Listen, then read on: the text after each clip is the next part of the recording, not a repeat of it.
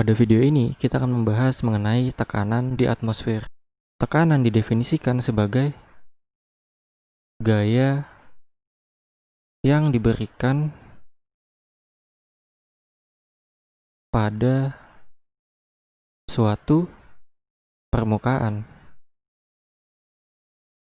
Persamaannya adalah P sebagai tekanan sama dengan gaya dibagi luas permukaan. Simbol P di sini adalah tekanan dengan satuan Pascal. Kemudian simbol F di sini adalah gaya. Satuannya adalah Newton. Sedangkan simbol A di sini adalah luas permukaan. Satuannya adalah meter persegi. Berikut ini adalah contoh pengaruh ketinggian terhadap tekanan. Kalau kita lihat di sini, terdapat sekumpulan partikel. Kemudian di bawah sini, pada titik 0 ini adalah permukaan bumi dengan nilai percepatan gravitasi sebesar 9,8 meter per second kuadrat. Kemudian misalnya di sumbu Y ini adalah ketinggian, misalnya 0 sampai 10 km.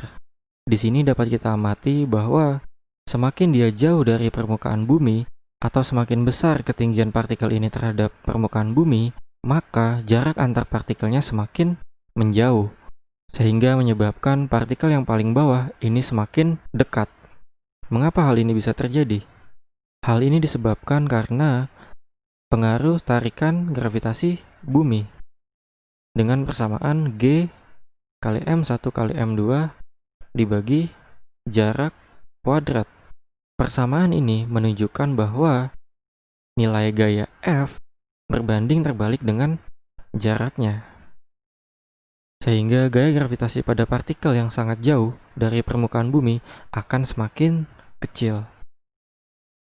Kemudian masing-masing partikel ini memiliki tekanan juga ke arah bawah, sehingga mampu menekan partikel yang ada di bawahnya. Tekanan ini membuat partikel semakin rapat pada sekumpulan partikel yang lebih dekat dengan permukaan bumi. Efek inilah yang menyebabkan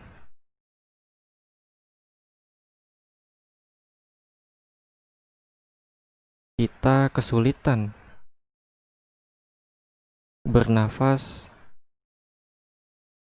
di daerah pegunungan. Sebab molekul udara di pegunungan sangatlah sedikit.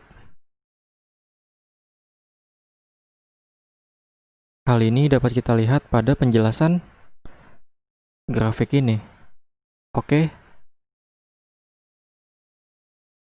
Pada slide ini, saya akan menjelaskan suhu di atmosfer. Tidak seperti pengaruh ketinggian terhadap tekanan, pengaruh suhu terhadap ketinggian adalah bervariasi, tergantung pada gas-gas penyusun tiap lapisannya. Contohnya pada lapisan paling bawah, yaitu pada lapisan troposfer.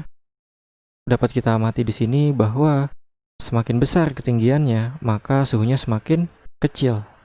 Hal ini disebabkan karena permukaan bumi menyerap energi matahari, sehingga udara di atasnya akan lebih dingin dibandingkan dekat permukaannya. Selanjutnya pada lapisan atasnya yaitu stratosfer. Kalau kita lihat di sini, semakin besar ketinggiannya, maka suhunya juga semakin tinggi. Hal ini disebabkan karena pada bagian ini ditemukan banyak sekali ozon. Diketahui bahwa gas ozon mampu menyerap energi sinar matahari dengan baik. Jadi partikel-partikel ozon yang lebih di atas sini, yang lebih banyak terkena sinar matahari, lebih efektif dalam menyerap energi matahari. Selanjutnya adalah lapisan mesosfer. Pengaruh ketinggian terhadap suhu di lapisan ini sama halnya dengan lapisan troposfer, yaitu semakin besar nilai ketinggiannya, maka suhunya akan semakin kecil.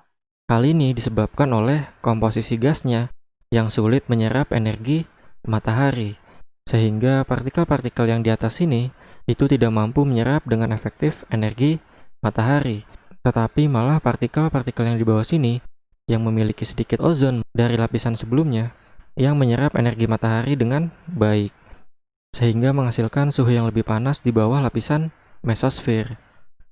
Kemudian lapisan yang di atasnya adalah lapisan termosfer. Di sini dapat kita amati bahwa semakin besar ketinggiannya, maka suhunya akan semakin tinggi. Hal ini disebabkan karena partikel-partikel di sini sangat efektif menyerap energi matahari, meskipun jumlah partikelnya sangatlah sedikit. Kemudian lapisan paling luar adalah lapisan eksosfer. Sama halnya seperti lapisan yang bawahnya, yaitu lapisan termosfer. Pada lapisan ini, semakin besar ketinggiannya, maka suhunya juga semakin tinggi.